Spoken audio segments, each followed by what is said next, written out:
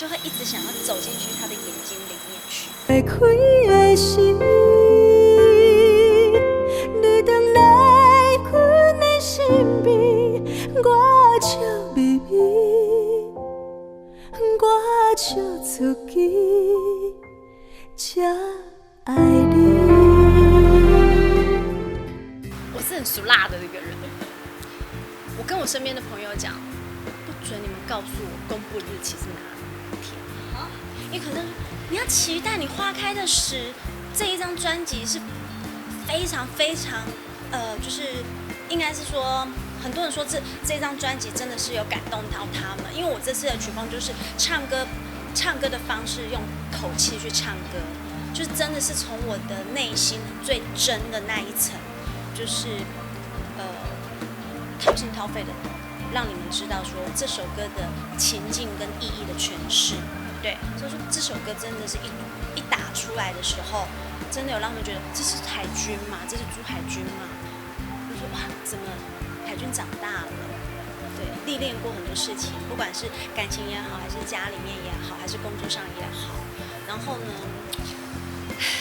我当下是在刷马桶。对，刷完马桶的时候，因为那几天我买了一个新包包，我正烦恼要藏在哪里。不是，我刷完马桶的时候，我才想啊，对，我的包包，赶快藏起来。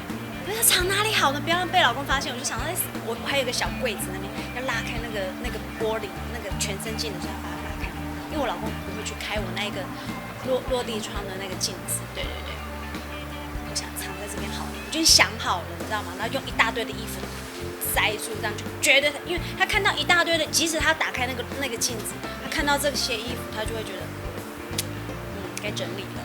终于藏好，很紧张的藏好了，像做贼一样。我就听到那个胖虎的脚步声了，就叮叮咚咚、叮叮咚咚、乒乒乓乓的，从1楼走到2楼了，我吓坏了，你知道吗？我说司机呢，我还没藏好，怎么办？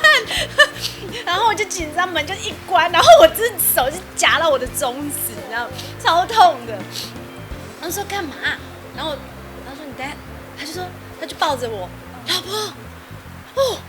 我们成功了！我们成功了！成功什么东西啊？我还没完全成功，我包包还没藏好。我心里 OS： 我入围了，比什么都还开心。他的开心程度就像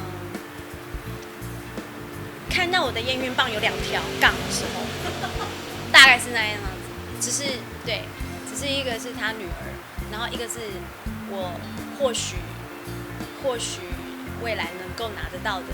做奖，对，然后他就很开心，很开心。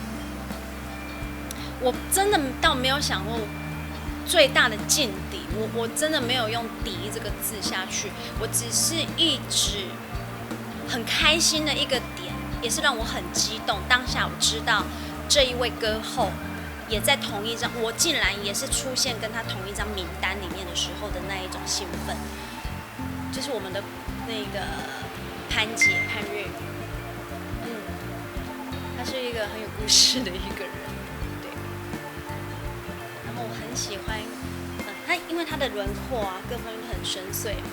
然后你跟他对到眼的时候，就会觉得哇，就会一直想要走进去他的眼睛里面去。她是一种很奥妙的一个女人，就是我也希望以后。如果到了他那一个阶段的时候，我也可以像他这么的很自在，然后慢慢的什么，然后一切都是很自然的，各方面都是我想学习的。排行前5名内。上礼拜我们去一起录影，对，我们去录那个金曲特辑的时候，我第2次跟他碰面，第1次碰面是在国父纪念馆，我跟他一起出席一个演出。对，那个时候，可是那时候第1次见面的时候，他就吸引到我，因为他在台上唱《桂花巷》的时候，但是我那个时候就只有在台下这样，就在后台后侧这边，我就这样一直看着他，那我也不管别人在找我了，你知道吗？听说后台已经找我太疯了，他说朱海军去哪里了？我们要跟他蕊东西，你就在那边守在那边看他。然后他唱完的时候要下来的时候，我还很自然递了水给他喝，很像是我是他的助理，他就是有一种很神的一个魔力。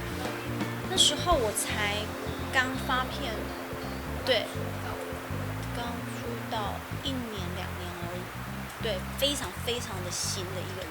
我是递水，并且喝水。对，谢谢。